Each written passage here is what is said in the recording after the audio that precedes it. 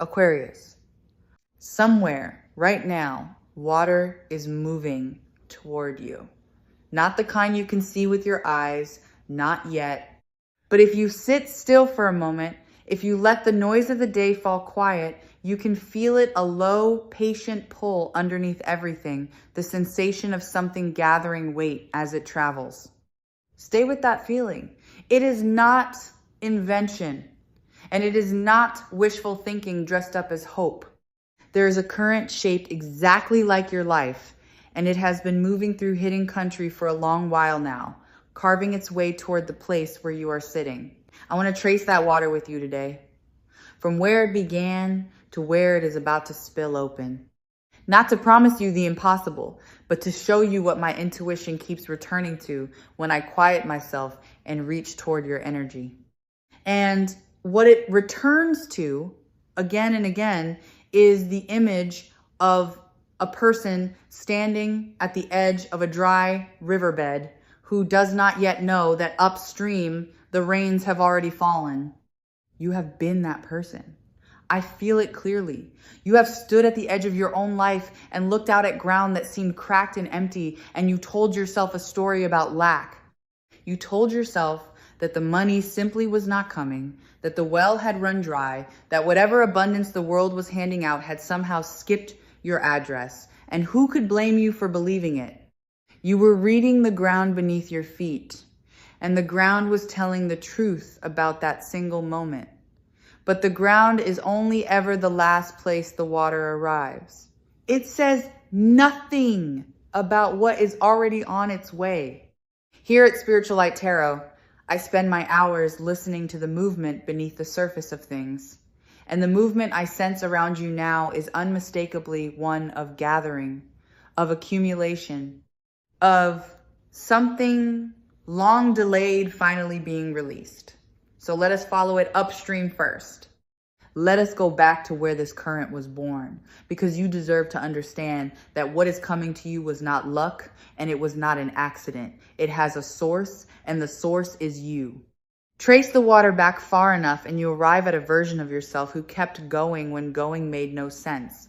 There were seasons when you worked and saw nothing return to you. There were efforts you poured out into the dark, gestures of care, hours of labor, small acts of integrity that no one applauded and no one paid you for. You may have thought those efforts vanished. You may have grieved them a little, quietly, the way people grieve things they are too proud to admit they wanted. But nothing you gave truly disappeared. Energy does not evaporate, it travels. And every ounce of what you released into the world with honest intention became a drop in a current that has been flowing back to you ever since, picking up speed in places you could not see. This is the first truth I need you to hold. Your dry season was not a punishment, and it was not proof that you were doing life wrong. It was the upstream. It was the long, slow, invisible part of the journey where the water gathers before it moves.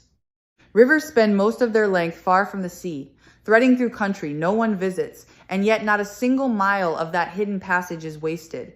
Every bend adds momentum. Every narrow place adds pressure. What looked like your years of nothing were actually the shaping of everything. I sensed there was a specific stretch where you nearly gave up on the idea that money and ease could ever belong to you. Something happened, a door that closed, a promise that broke, a moment when the numbers did not add up no matter how many times you counted them. And in that stretch, you made a quiet decision. You decided you would keep your dignity even if you could not keep your comfort. You decided you would remain generous even when you had little. You decided you would not become bitter, even when bitterness would have been the easier country to live in. That decision matters more than you know, because the current I am following does not flow toward the desperate or the grasping. It flows toward the ones who kept their hands open even when their hands were empty. Now, let me tell you where the water is now, in this present moment, because this is where the story turns. The current has reached the place where the land begins to fall away, and everything that gathers slowly upstream begins to move quickly. You are standing at the lip of that change. I feel it as a kind of pressure at the back of your recent days, a sense that something has been building, that a threshold is close, that the long, flat stretch of your circumstances is about to tilt. For a long time, something was holding this water back. Picture it as a wall, a barrier that formed across the river without your permission. Some of that barrier was built by other people, by those who did not value what you offered, by systems that were slow to reward you, by the plain bad timing of being ready before the world was ready to meet you. But some of that wall, I will be honest with you, was built by your own hands. Not out of foolishness, out of protection. Somewhere along the way, you learned to hold back your own flow because receiving felt dangerous, because wanting felt shameful, because you had been disappointed enough times that you decided it was safer to expect little. That wall is beginning to give. I can feel the pressure of the water against it, and I can feel the first cracks running through the old barrier.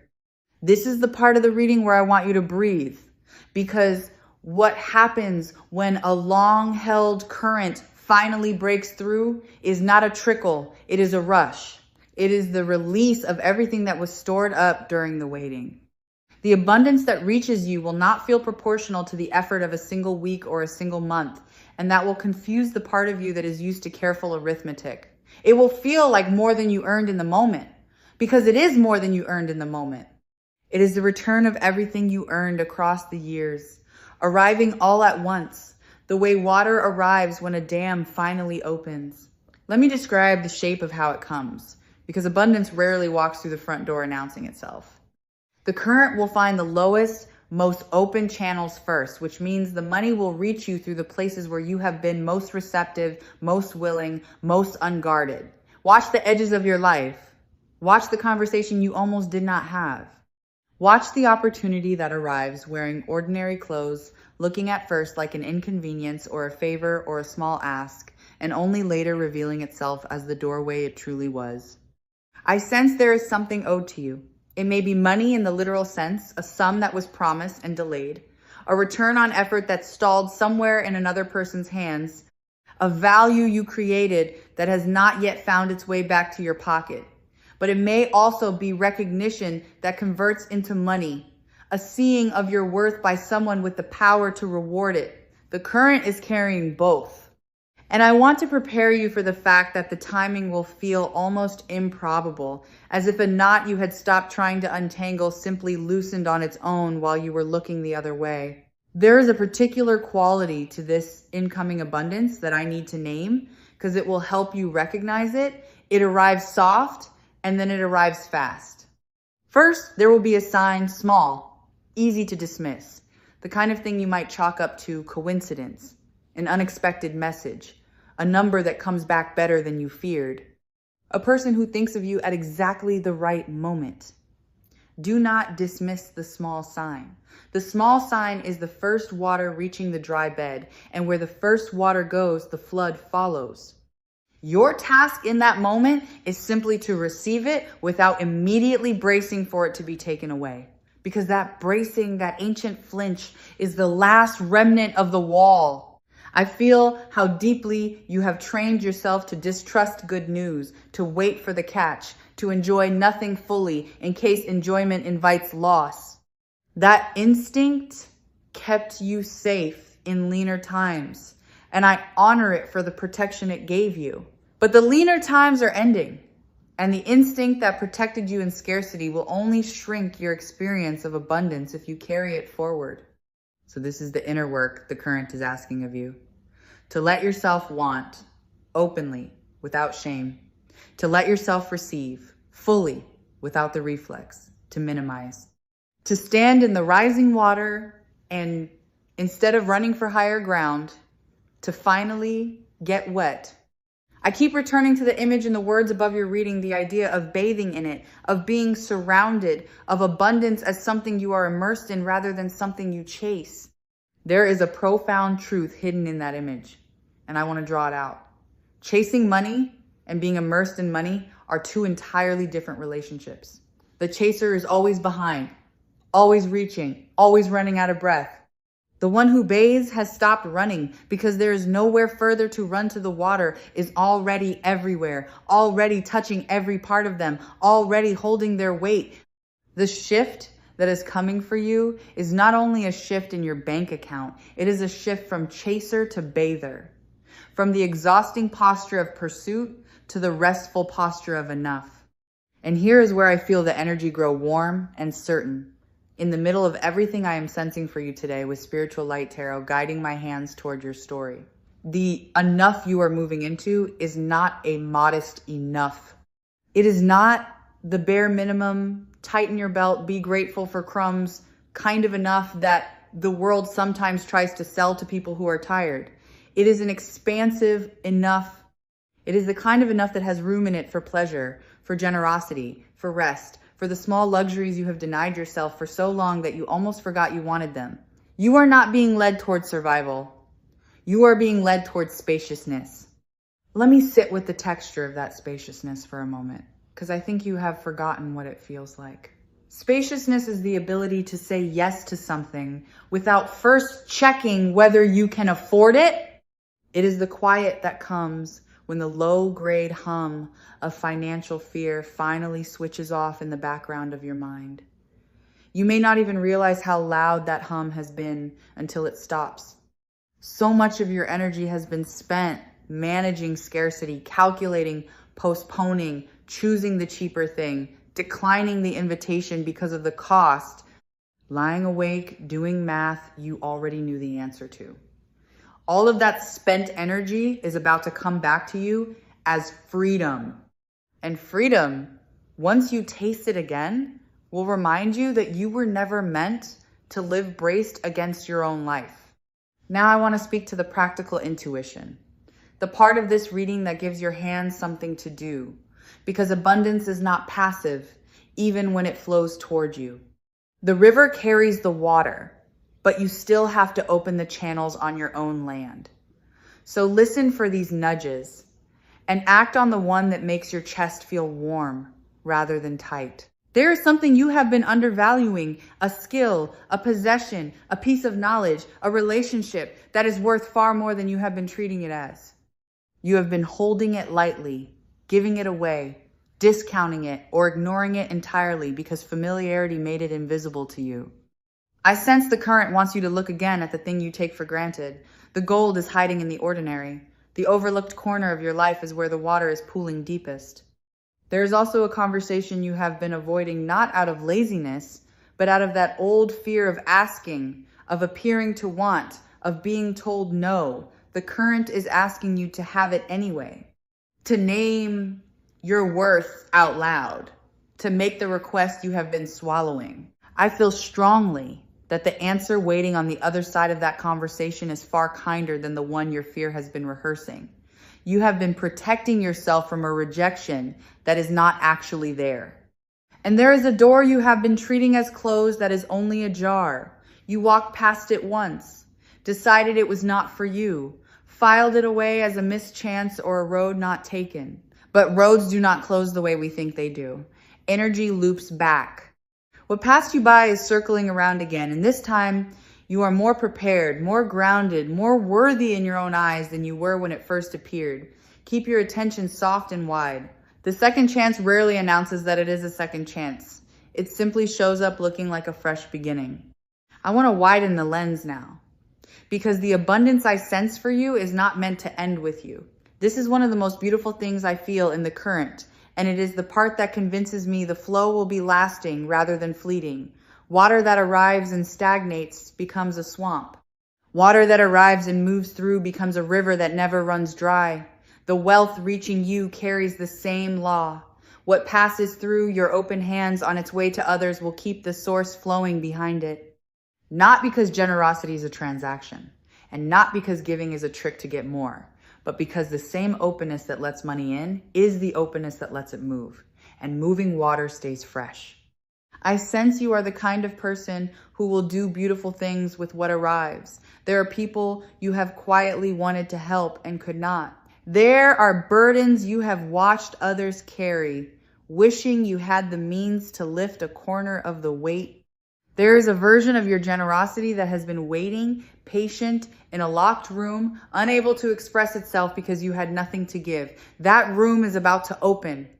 And I want you to know that the joy of finally being able to give, of picking up the check, of covering the gap, of solving the problem for someone you love with a quiet ease you never had before, that joy may end up meaning more to you than the money itself. Watch for it. It is one of the sweetest waters in this whole current.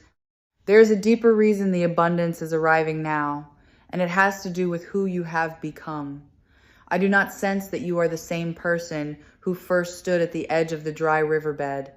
Something in you has ripened. You have stopped needing money to prove your worth, even if you still want money for the ease and freedom it brings. That distinction is everything. The universe seems to open its hands most fully to the people who have stopped mistaking wealth for value, who know they are already whole and simply want more room to express that wholeness in the world. Somewhere in your waiting, you cross that line. You learn to hold your head high without a full account behind it. And it is precisely because you learn to stand tall while empty that you are now trusted to stand tall while full. Full is a state you may need to practice gently because it is unfamiliar.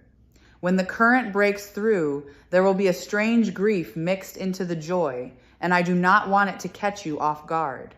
You may find yourself mourning, just a little. All the years you spent afraid, all the pleasures you postponed, all the smallness you accepted as if it were your permanent size. Let that grief move through you like the rest of the water. Do not fight it, and do not let it convince you that you are undeserving. Grief at the threshold of abundance is simply the old self saying goodbye. Think it, then step forward. I want to describe the arrival itself, the moment the metaphor becomes flesh, because I think you need to be able to picture it in order to allow it. Imagine the dryness you have known, the tightness, the counting, the careful no, and then imagine that dryness being met by warmth. Not a splash, not a shock, an immersion. Imagine lowering yourself into a life where the fear of not enough has been rinsed away, where you can rest your full weight against the surface of your circumstances and be held. Imagine what your shoulders do when they finally stop bracing. Imagine what your face does when the math stops. That is the bath the words above your reading are pointing to. Not the crude picture of coins and bills, though those will come, but the deep, sensory, whole body experience of being surrounded on every side by enough and then by more than enough. And here is the part that I feel with the most certainty. The part I would stake my intuition on. This is not a single windfall that arrives and then leaves you dry again. The image of the current matters because currents continue. A single lucky payment would be a puddle. What I sense around you is a river, a changed relationship with abundance, a new default, a shifting of your entire baseline. After this threshold, the question in your life stops being whether the money will come and starts being what you will do with the space it creates. That is a different life. That is not a better week. That is a new topography. I keep sensing your hesitation though, and I want to speak to it directly because it is the one thing that could slow the water even now. Part of you is afraid to believe this. Part of you has been disappointed by hope before and does not want to be made a fool of again. I understand that fear intimately, but I need you to hear the difference between hope and knowing. Hope is a wish thrown at an uncertain sky. What I am describing is not a wish. It is a reading of a movement already underway, water already in the channel, momentum already committed. You do not have to believe hard enough to make it happen. It is happening. Your only task is to not slam a door against it out of an old habit of self-protection. So let me give you the posture that opens the door widest, because your receptivity is the last variable, and it is the one entirely within your control. The posture is not frantic action. It is not manifestation forced through gritted teeth. It is a relaxed, expectant openness, the inner equivalent of leaving your palms turned up instead of clenched. When an unexpected good thing arrives, say thank you and keep it, rather than questioning whether you deserve it. When someone offers you something of value, accept it cleanly, without the reflexive discount, without insisting they should not have. When an opportunity brushes past you, turn toward it with curiosity instead of flinching from it, out of the assumption that it cannot be meant for you. Each of these small yeses widens the channel. Each of them tells the current that the land is ready to receive. I feel that there is one specific area of scarcity you have carried the longest, one particular ache around money that has followed you through many seasons. Older than the rest, more tender than the rest. You know exactly the one I mean because it just surfaced in your chest as I named it. That is the ache the current is heading toward most directly. The universe has a way of routing its deepest gifts to the exact site of the oldest wound. Where you were most emptied is where you are about to be most filled. The place that hurt the most to lack is the place that will feel the most miraculous to have. Do not be surprised when the abundance arrives with a strange emotional precision, as if it knew all along where you were most sore. As the water rises around your life, you will notice your relationship with the future beginning to change, and this may be the most valuable shift of all. Scarcity does something cruel to the imagination. It shrinks the horizon, makes tomorrow into a threat, turns planning into a form of dread. You may have caught yourself avoiding thoughts of the future entirely because every version of it required money you did not have. Watch what happens when that changes. Watch your imagination stretch back out. Watch yourself begin to picture things again, a place you might live, a thing you might build, a trip you might take, a gift you might give, not as fantasies you punish yourself for wanting, but as plans you are allowed to make. The return of a livable future is one of the quiet miracles hidden inside this current, and it will arrive alongside the money, sometimes even before it. Let me name something about worthiness, because it sits at the root of everything I have said. You have spent a long time in a subtle argument with yourself about whether you are the kind of person good things happen to. That argument is about to be settled, not by an idea, but by evidence. By the plain fact of abundance arriving and continuing to arrive until the old stories simply cannot hold the weight of the new reality. There will come a point, not far from now, when you will look at your life and realize you can no longer honestly call yourself unlucky. That realization will feel like ground shifting under a belief you did not know you were standing on. Let it shift. You were never unlucky. You were early. You were upstream. You were being prepared to hold what was coming, and now the holding begins. Let me tell you something about the shape of the water that I have been holding back until now, because I wanted you to feel the certainty of it first. What is arriving does not come to you through a single channel. I do not sense one river only. I sense tributaries, several separate streams, each with its own source, each traveling its own hidden route, all of them bending toward the same low ground where your life is waiting. This matters because you have been taught to pin your hopes on one thing at a time, to fixate on the single job or the single deal or the single stroke of fortune, and to hold your breath until it either comes through or collapses. That is not the pattern I feel around you. I feel a convergence. I feel more than one good thing finding you at once, from directions you are not watching, so that even if one channel narrows, the others keep flowing. You are not waiting on a single yes. You are standing at a confluence. And I want to follow one of those tributaries all the way back to its source because it runs deeper than your own lifetime. There is a pattern of scarcity in your line that did not begin with you. Somewhere behind you, there were people who worked their whole lives against a current that never turned in their favor, who wanted more for the ones who would come after them, who carried a lack they could not put down, no matter how hard they labored. You inherited the echo of that struggle, a quiet, cellular belief that money is hard, that safety is temporary, that people like you do not get to rest, but inheritances can end. Patterns that took generations to harden can dissolve in a single life, brave enough to feel them and refuse to pass them on. I sense that you are the one in your line who breaks the old agreement with scarcity. What arrives for you arrives for them too. In a way, a long-delayed vindication of everyone who came before you and hoped, without proof, that someday the current would turn. It is turning. In you, it turns.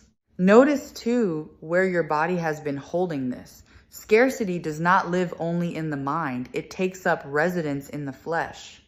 There is a tightness you carry in the jaw, the shoulders, the stomach, the place behind the breastbone where you brace against bills you have not yet opened. You have worn that tension so long that it feels like part of your posture, like simply the shape of being you. As the water rises around your circumstances, watch that tension begin to unwind, sometimes before you consciously understand why. You may find yourself sleeping more deeply. You may notice your breath reaching lower into your chest. You may catch your hands unclenching in your lap without instruction. The body knows when the danger has passed, often before the mind is ready to trust it. Let your body lead you into the good news. It has been waiting to exhale for a very long time. There is a change coming in how you are seen, and it will open doors that effort alone never could.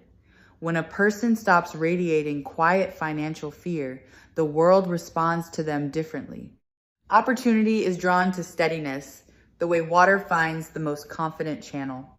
As you settle into the new baseline, others will begin to sense a shift in you they cannot quite name, a groundedness, an ease, a quality of no longer needing anything desperately. And people offer their best to those who do not seem to need it, not out of cruelty, but because ease signals capability, and capability attracts investment, partnership, trust. You will find yourself included in conversations you were once outside of. You will be thought of for things you were once overlooked for. The reputation that precedes you is about to be revised, and the revision works entirely in your favor. Watch your surroundings begin to change too, in small ways at first, because abundance expresses itself in the texture of ordinary days long before it announces itself in grand gestures. The thing you have been repairing instead of replacing gets replaced. The small daily denial you have practiced for years, the cheaper option, the smaller portion, the thing you talk yourself out of at the last moment quietly stops being necessary. Your home begins to hold objects chosen for pleasure rather than only for need. None of this is vanity. It is the visible evidence of an invisible shift. The way the greening of a riverbank tells you the water has returned before you ever see the river itself. Pay attention to these small changes when they come. They are not distractions from the real abundance. They are its first flowers. I want to name a truth that will feel counterintuitive because it runs against everything scarcity taught you. Some of the most powerful things you can do to widen this current involve doing less, not more.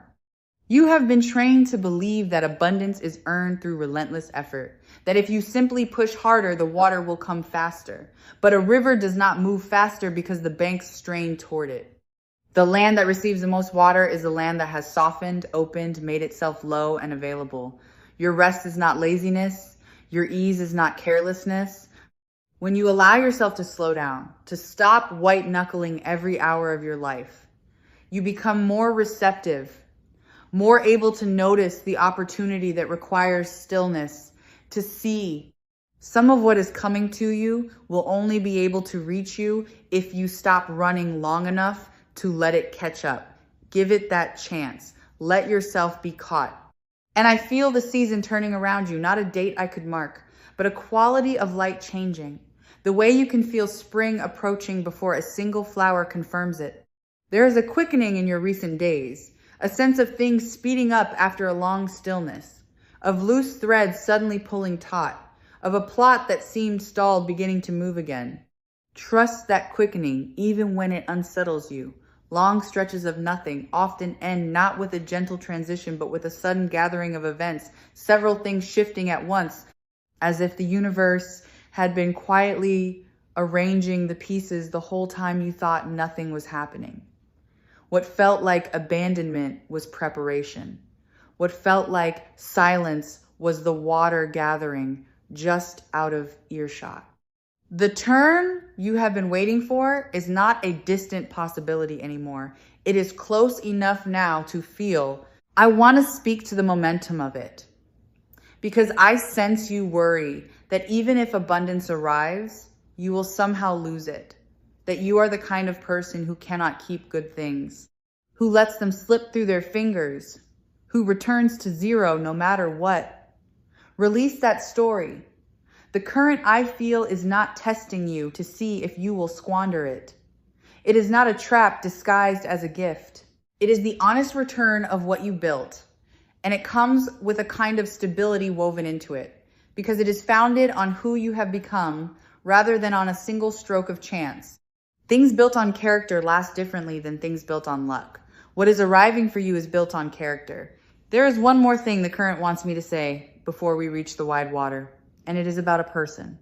I sense that part of what arrives will come through a human hand, someone who becomes, perhaps without fully understanding it, a conduit for the abundance heading your way.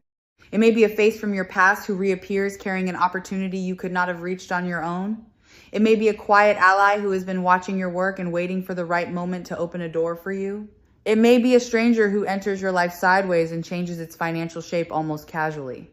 Whoever it is, I want you to stay warm toward the people who cross your path in the coming while, even the ones who seem, at first, to offer only friendship or a small kindness.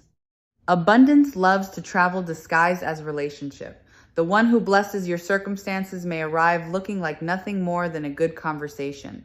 Keep your heart hospitable. The messenger is on the way, and messengers are easy to miss when we are only watching for money and forget to watch for people. And so I feel the reading beginning to gather toward its close, the way a river gathers toward the wide, calm place where it finally meets the sea. Everything I have traced today, the long upstream years, the wall that is breaking, the soft first sign, the rush that follows, the immersion, the generosity, the changed baseline, the healed ache, the returned future, all of it flows toward one simple invitation. Stop bracing. The dry season taught you to expect little and defend hard, and it kept you alive, and you can thank it now and set it down. What is coming asks a different posture of you. Open, warm, expectant, at rest. You do not have to earn the water. You already did. You have only to let it reach you. If there is one thing I would ask you to carry out of this moment with Spiritual Light Tarot and into the days ahead of you, it is this, that you begin, starting now, to speak to your own life as if the abundance were already on its way, because it is.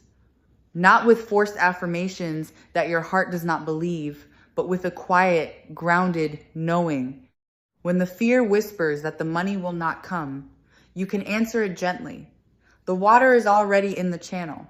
When the old habit reaches to discount a good thing, you can answer it gently.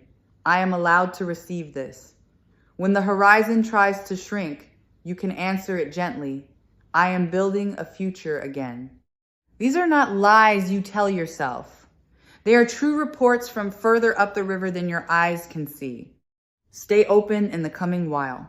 Keep your palms turned up. Notice the small sign and do not dismiss it. Have the conversation you have been avoiding. Look again at the ordinary thing you have been undervaluing.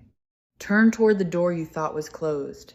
And when the water reaches you soft at first, then all at once do not run for higher ground. You have spent long enough on the dry banks of your own life. Lower yourself into what is arriving. Let it hold your weight. Let it rinse away the years of counting. Let yourself, at long last, be surrounded on every side by enough, and then by more than enough, until the very idea of lack feels like a country you used to live in and will never have to return to. The current has been traveling toward you for a long time. It is almost here. All that is left is for you to be ready to be held.